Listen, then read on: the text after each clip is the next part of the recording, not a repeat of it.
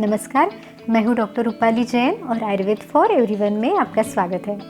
आज का विषय है अम्ल पित्त, जिसे एसिडिटी, हाइपर एसिडिटी, गैस्ट्राइटिस या GERD यानी गैस्ट्रो इसोफेजियल रिफ्लक्स डिसीज़ भी कहा जाता है।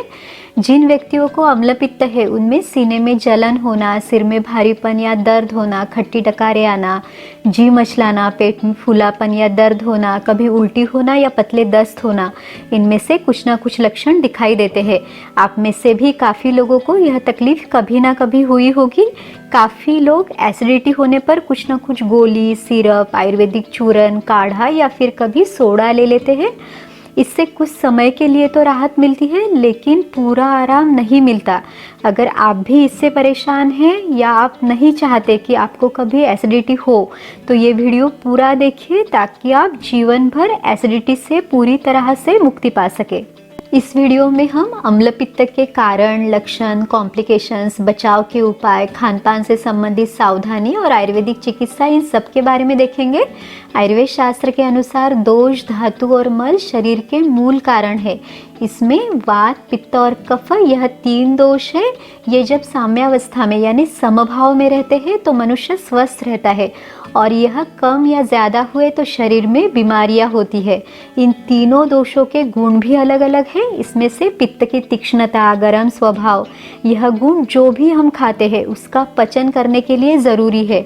शरीर में जो 13 अग्नि है उसमें जाठराग्नि या पाचकाग्नि सबसे प्रमुख है, और इसकी रक्षा करना बहुत ज़रूरी है। आचार्य चरक कहते हैं, शांते अग्नौ म्रियते, यानी अगर यह अग्नि शांत हो गई तो मनुष्य की मृत्यु हो जाती है। शरीर में पित्त दोष का आश्रय स्थान हृदय और नाभि के मध्य भाग में बताया गया है। वात, पित्त, कफ, इन तीनों दोषों का असर हमारे जाठराग्नि यानी पचन कराने वाले अग्नि पर भी रहता है।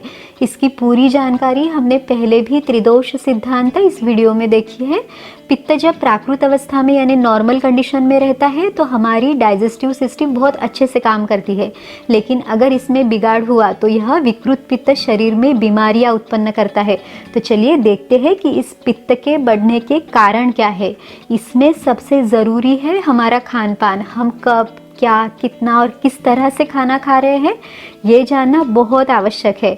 सबसे पहले देखते हैं कि खाना कब खाएं। तो पेट अच्छे से साफ होने के बाद, पहले खाया हुआ खाना पचने के बाद, अच्छी भूख लगने पर और पित्तकाल में खाने का सेवन करें।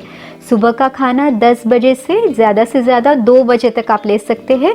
हो सके तो 12 बजने के पहले आप खाना खा लें, ताकि अगले 2 घंटे जो पित्त का काल है उसमें इसका पचन अच्छे से शुरू होगा। खाने का समय भी फिक्स रखें। अगर पचाने वाला पित्त तैयार है और उसको खाना नहीं मिला तो वो भी तकलीफ दे सकता है।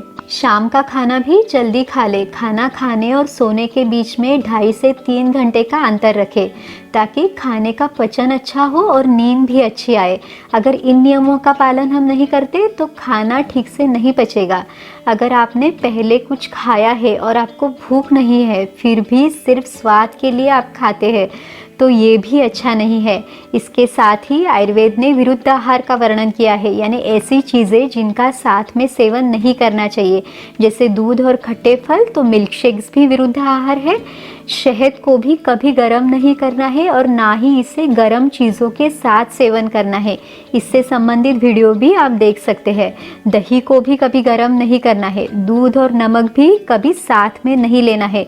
तो चाय के साथ रोटी भी नहीं लेनी चाहिए, क्योंकि चाय में दूध है और रोटी में नमक। इसके साथ ही चाय पित्तवर्धक भी है। चाय की पूरी जानकारी आपको इस वीडियो में मिलेगी। सभी वीडियोस की लिंक डिस्क्रिप्शन बॉक्स में है। अगर किसी को अजीर्ण या इंडाइजेशन हुआ है तो तकलीफ दूर होने तक या अच्छी भूख लगने तक कुछ ना खाएं। आप सिर्फ थोड़ा थोड़ा गर्म पानी पी सकते हैं। इसके साथ ही जंक फूड, बेकरी प्रोडक्ट्स या फिर तला हुआ, पचने में हेवी, जैसे नॉनवेज है, या ऐसा खाना जो बहुत ज़्यादा मिर्च मसाले डाल के बनाया गया है, या फिर चीज़, पनीर, इन चीज़ों का अगर आप बार बार सेवन करते हैं, या फिर फर्मेंटेड फूड जैसे इडली, ढोकला आपके खाने में ज़्यादा है, तो यह सब चीज़ें पित्त को बढ़ाने वाली है। जो लोग बहुत ज़्यादा उपवास करते हैं या उपवास के दिनों में साबूदाना या तली हुई चीज़ें ज़्यादा खाते हैं, उनको भी एसिडिटी की तकलीफ़ होती है।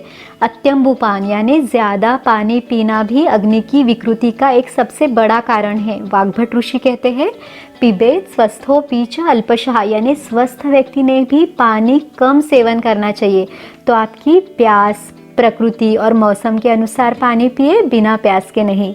जब हम खड़े खड़े खाना खाते हैं या टीवी देखते हुए बातें करते हुए खाना खाते हैं, या फिर अगर आप गुस्से में हैं, किसी बात का मन में डर है, चिंता है, आपका मूड ठीक नहीं है, तो इस समय अगर खाना खाएंगे तो उसका पचन भी ठीक से नहीं होगा। इसके अलावा रात में जगना, दिन में सोना या बहुत सारे काम एक समय पे करना, जिसे मल्टीटास्किंग कहा जाता है, ये भी पित्त को बढ़ाता है। युवावस्था यानी यंग एज में स्वभावतः पित्त दोष ज़्यादा प्रबल होता है। वैसे शरद ऋतु भी पित्त को बढ़ाने का समय है, तो इस समय ज़्यादा सावधानी बरतनी चाहिए। आयुर्वेद में अम्ल पित्त के 2 प्रकार बताए हैं, ऊर्ध्वग अम्ल पित्त और अधोग अम्ल पित्त।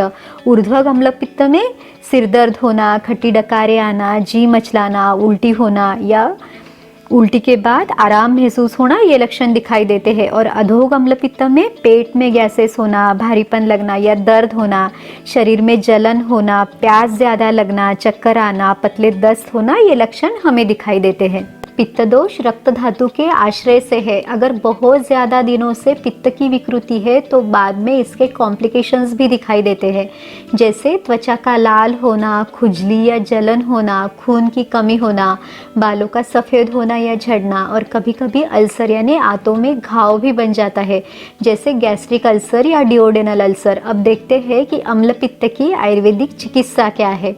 सबसे पहली और इम्पॉर्टेंट चिकित्सा है, जिन कारणों से अम्ल पित्त हुआ है उसको दूर करना, और काफ़ी लोगों को इसी से आराम मिल जाता है, दवाइयों की ज़रूरत नहीं पड़ती। इसके साथ ही जो खाना हम खा रहे हैं वो हमारे लिए अच्छा यानी पथ्यकर हो, जितना आवश्यक है उतना ही हो, और शाक रहित हो यानी हरे पत्ते वाली सब्जियां कम मात्रा में हो, खाना ताज़ा और हल्का हो, खाने में 6 स्वाद हो, खास करके कसेला, कड़वा और मीठा रस पित्त को कम करता है। खाने में आप करेला, लौकी जैसी सब्जियां इस्तेमाल कर सकते हैं।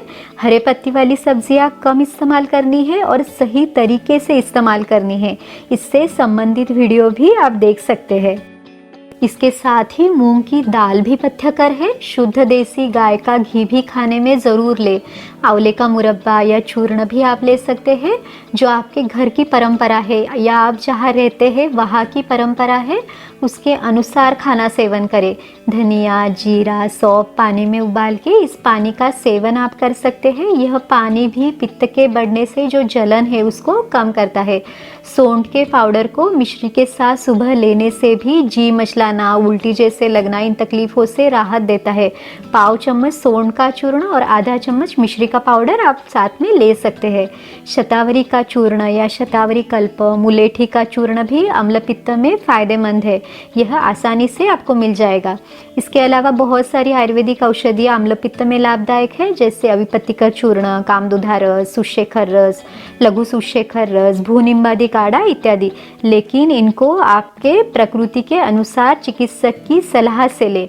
हरड़ का चूर्ण, त्रिफला चूर्ण या एरंड तेल भी बढ़े हुए पित्त को शरीर से बाहर निकालने में मदद करते हैं। आयुर्वेद में पित्त के लिए पंचकर्म चिकित्सा में विरेचन चिकित्सा बताई है। विरेचन यानी जुलाब के द्वारा दोषों को बाहर निकालना, लेकिन अवस्था के अनुसार वमन या बस्ती चिकित्सा का प्रयोग भी किया जाता है। नाक में गाय का घी डालना भी बढ़े हुए पित्त को कम करने का आसान उपाय है। इसके साथ ही ओंकार, प्राणायाम, योग, ध्यान, सकारात्मक विचार, यह सभी आवश्यक है।